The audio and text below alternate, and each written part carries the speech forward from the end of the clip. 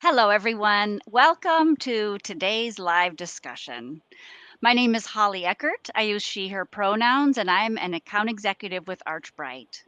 Archbright is the go to resource for employers in the Pacific Northwest, supporting their HR, legal, safety, and workers' comp needs through annual membership. I have two esteemed guests with me today from the Archbright staff. The first is Kellis Borek. She's the VP of Legal and our General Counsel. Welcome, Kellis. Thanks, Holly. And our other guest today is Jackie Bindon. She is our Senior Compensation Consultant. Hello, Jackie. Hello, Holly. One of our membership benefits is unlimited access to the HR hotline. Recently, there have been lots and lots of questions about the new Washington pay transparency law on this hotline. So I thought we could gather up a few of these questions and get some advice from the legal perspective and also the compensation perspective. So, Kellis, I'll start with you. Can you tell us what this law is about, please? Absolutely. So the law is an amendment to Washington State's Equal Pay and Opportunities Act, and it applies to employers with 15 or more employees. And after January 1st, 2023, all employers of that size will need to post salary range or wage scales, benefits, and other compensation in their external job postings. They will also need to post that information internally if they're offering a position inside their company. Excellent. So let's just review again. When is this going into effect? January 1st, 2023. All right. What do you think? Why is this law a good idea for employers? Well, I think I'll answer that from the legal side and the trends I've been seeing as an employment lawyer. And that is because we're seeing a national trend and even a global trend as to an increase in pay transparency laws in general, and pay equity laws. And right now we have Colorado, California, Connecticut, Maryland, Nevada, Rhode Island, and most recently New York City passing a law very similar to Washington's Pay Transparency Act. So I think that's it's a trend and it's driving itself from a legal side. Jackie, did you want to add something to that one as well? Yeah. So when you think about social issues within compensation and HR, there's been a lot of social changes over the last 10 years, and I think that that this law helps address some of the trends of being more open and having information available for employees to make educated decisions. Great, thank you. So, Kellis, you mentioned it's a trend in several states. Washington's not the first, but one of the earlier states to adopt this. Why do you think these laws are being passed now? Well, I think it's a lot to do with what Jackie pointed out. It being a social issue and initiative to mitigate the impact of pay disparities that have been perpetuated over the years, and it's a way for employees to have more information so they have better bargaining and leverage and understanding, and also for employers to be transparent so that they can discover and correct pay inequities before they're perpetuated. Got it. So, does this law apply to all employers in the state of Washington? Yes, it does. Only employers that have 15 or more employees total. Excellent. And they count employees. If they have employees in another state, that goes to the head count. Okay. What if you have an employer that's based in a different state, but they have some remote employees in the state of Washington? So the law would apply to any postings that need to be where the work is going to be could be performed in the state of Washington. If an employer is out of state and they are posting for a job to be performed entirely in the state of Washington, they would need to comply with the law. Okay, thank you very much. How does remote work come into play with this new law? So remote work, since a lot of employers in our state now have employees working potentially in other states, employers in Washington that are subject to the law must disclose wage and salary information in their postings for remote work that could be performed by a Washington-based employee. So if you are Washington-based headquarters and you have one employee working in Virginia, and that employee is doing work that services your business in Washington, and if that could have been, and that work could have been performed by an employee who lived in Washington, that a job posting would be required if you were going to fill that position. Got it. Okay. Let's get some level setting on terminology here.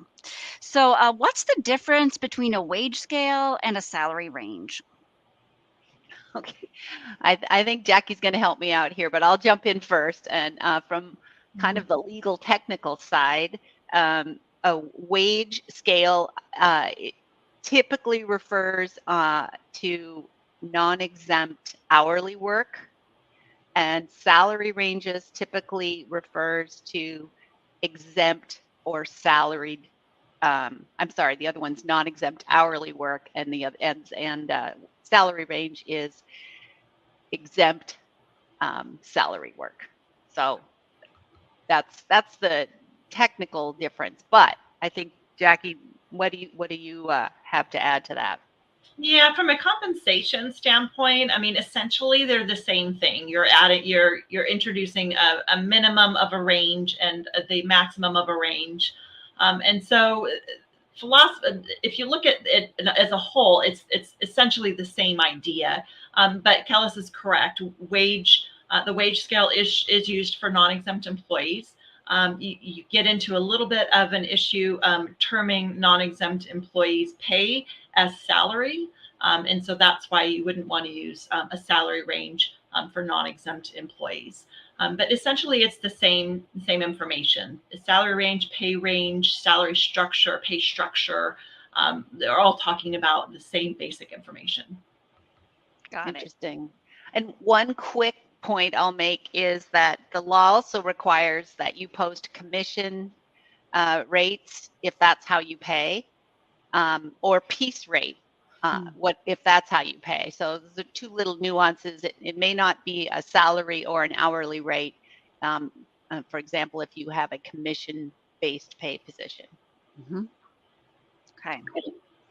So employers, according to this new law, are supposed to post ranges for all their jobs in their job postings. But what if they don't have ranges for all of their jobs? Well, they'll need to develop those ranges if they're going to do a job posting to be compliant with the law. And Jackie, what can we tell our employers about creating ranges if they don't have them? Yeah, you definitely need to create them. And so I would like to reference some information that we have in Mazo. We've got some wonderful resources in Mazo that will help you look at how to develop salary structures and a compensation program. And so I can go over some of the steps very generally here. When you look at your compensation ranges and you look at starting this project, you want to make sure you're set on your compensation philosophy. And your compensation philosophy should help you guide the design of your ranges. You want to ensure that all of your job descriptions are up to date and they accurately reflect what your employees are doing. And then you want to take those job descriptions and you want to use pay survey data. Like our Mazo pay survey is an example of a pay survey data that you could potentially use. And so you want to use pay survey data to determine the market rate for those jobs. Once you determine the market rate, you will identify the range spread between minimum and maximum.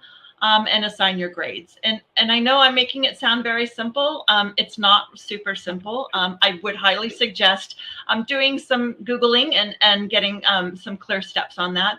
Or you can reach out to your account executive and get some support from Archbright as well. Great, thank you. So we have to post pay ranges for each job. What if we have 3 levels of the same job, like warehouse specialist 1, 2, and 3, or engineer 1, 2, and 3? Can we just post the whole range for that? Would that be acceptable? I'll let you answer that one, Jackie. That unfortunately, that will not be acceptable because you would not necessarily pay employees at the 1, 2, and 3 the same pay rates. And so you will want to split those different levels out and identify the specific range for each of the levels. Okay, good. Some of our members have been asking on the hotline, can I just post the starting salary to just make it easier? And the answer to that is that would be a no. It would not, you would not, the employer would not be compliant with the new law. Cannot have an open-ended range in the posting. So you have to have an actual opening and ending range. Okay. And do they need to publish anything except the base pay? So that is another big part of the law. And the law says that not only do the employers need to post the salary range or wage scale, but in addition to that, they must post benefits that the employee would be eligible for. And benefits include things like insurance. You offer medical insurance, dental, disability insurance. Other benefits might be retirement options like a 401k, or do you offer more time off than the state sick leave law? If you offer a richer plan of time off, you would want to put that in there. So you do not need to put in the actual monetary value of those benefits, but a general description. So vacation days, holidays, medical, and retirement. So general benefit descriptions. In addition, you must also post what's called other compensation. And other compensation is defined in Labor and Industries draft administrative policy that you can find at the link there on the screen as things like stock options, discretionary bonuses, non-discretionary bonuses, shift differentials. So if you offer a premium pay to work graveyard, that would be considered other compensation. So all of that needs to go in the posting.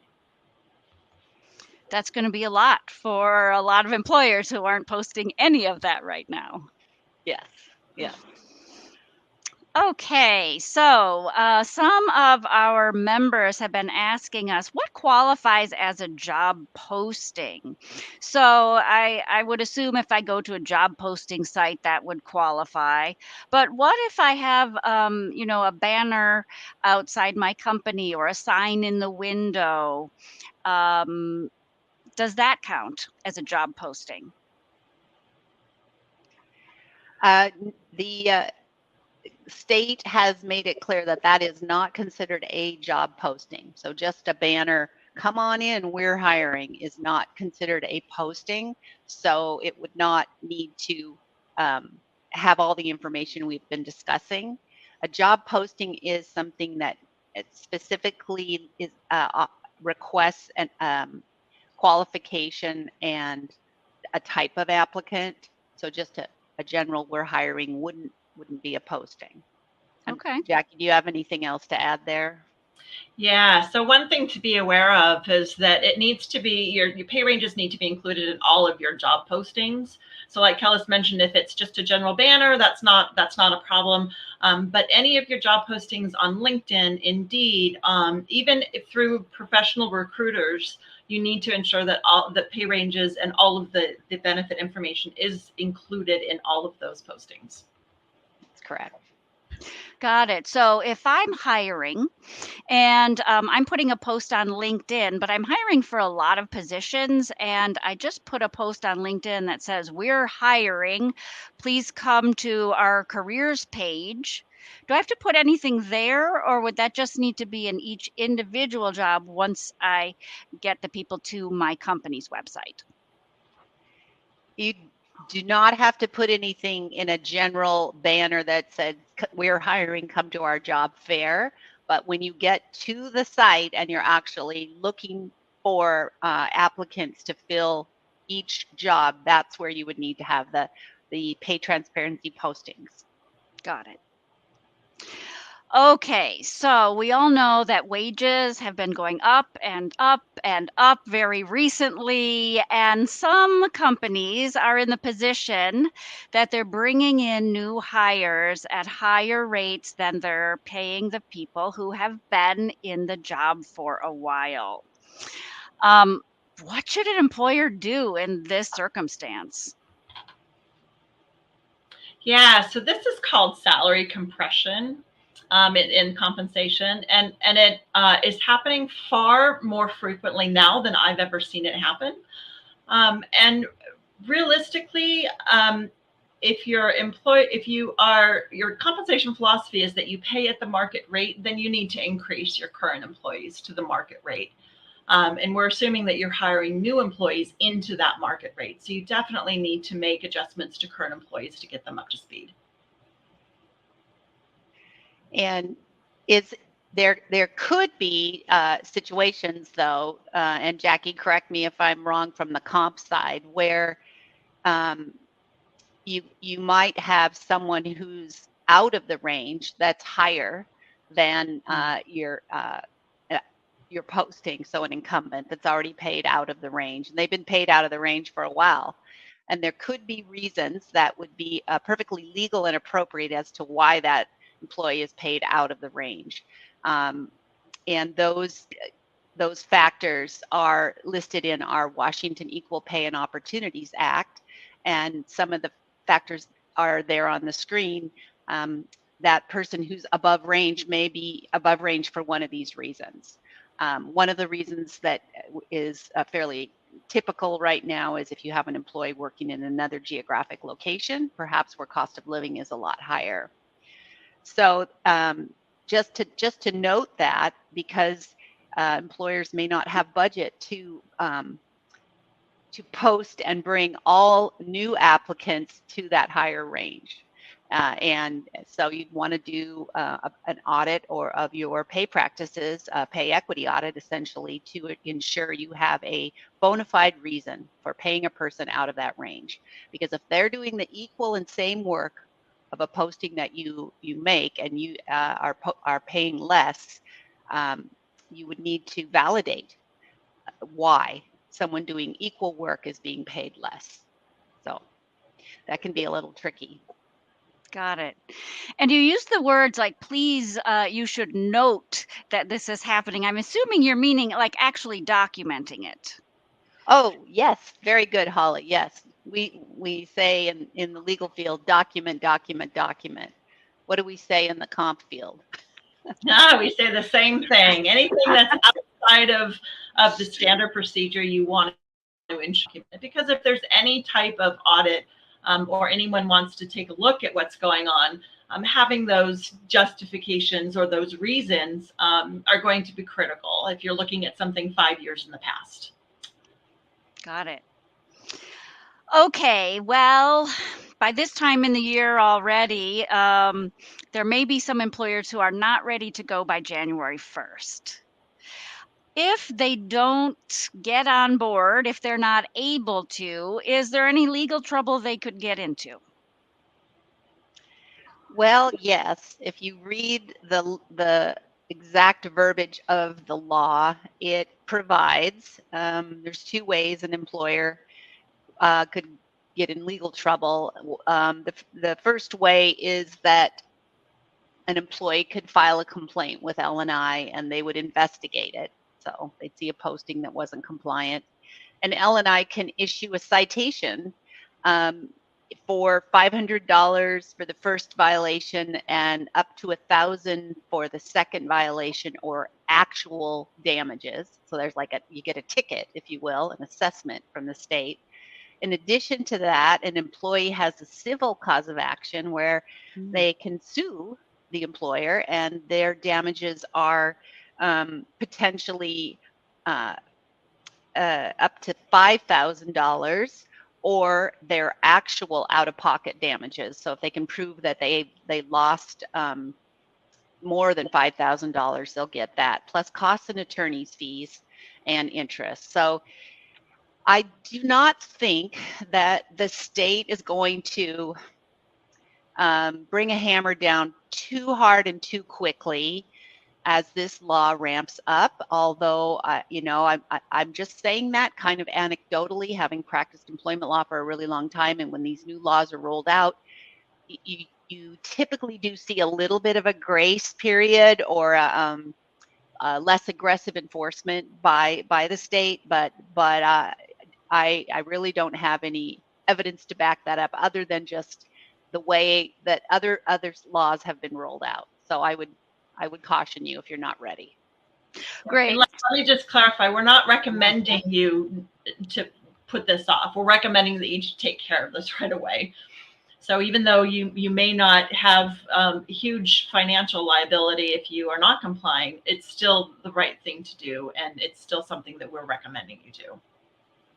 Yeah, absolutely. And so there should be no employer who says, well, we're just not going to do that, whether or not we're going to get fined on January 2nd or not. It's definitely coming, and enforcement will be coming as well. Jackie, from your mind, are there any other business impacts to not getting on board, saying, I'm not going to put out my salary ranges when all the other employers in the market are? Absolutely. If you have a strong talent and you've got a strong, talented employee who's out there looking for jobs and they're seeing the kind of pay that they can make educated decisions about their pay and benefits packages. And by not providing that information, there's a good chance you're going to lose out on some really talented people because they're not willing to apply for a job that doesn't provide that transparency up front. Yeah, got it. Okay, well, I can think of a recent Washington state law that was going to affect employers that did not quite roll out with the timeline we had expected that was announced.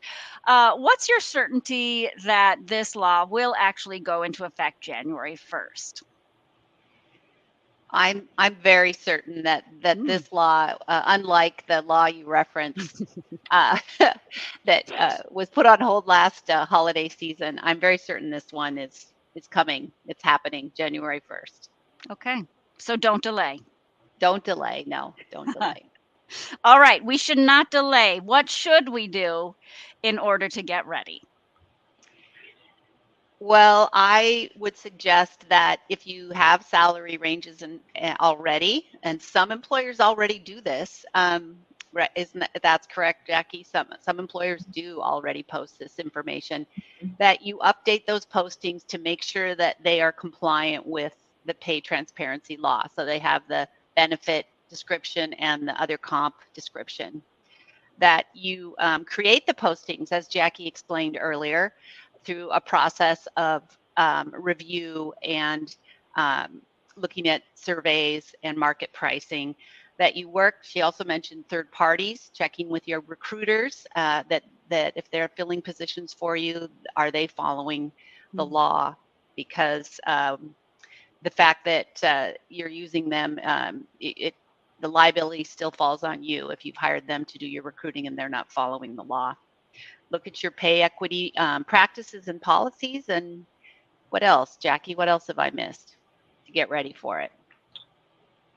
Yeah, I think it's good to like look back at the intention of the law and think about it that way. And so when you think about the intention of the law is to try to give employees more information, to try to level the playing field. And so the more that you can level that playing field, the more information that you can provide employees and candidates, the better off you're going to be. So really take a look at your policies and your practices, and start thinking about opening up a little bit more and having some more transparency, not just in pay, but think about it more globally and business aspects in HR as well. I think employees are coming up to the phase where they want to know more about the background, what's happening in the background of businesses. And I think it's really important for businesses to let employees know that. I think there will be much more invested employees, and you'll be a much better employer because of that.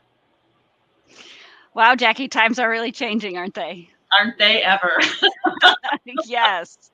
Well, Jackie, thank you so much. This was very informative. And Kellis, thank you for all your comments today to help us stay in compliance here in the state of Washington. For all our Archbright members who are watching today and any other guests, thank you. I hope this was informative for you. And if you need additional help getting ready for January 1st, 2023, please go ahead and get in touch with us. See our website at archbright.com to learn about how we can help you with this, as well as many other HR, safety, legal, and workers' comp needs. I hope you have a wonderful day. Thank you. Thank you. Thank you. Bye-bye. Bye-bye.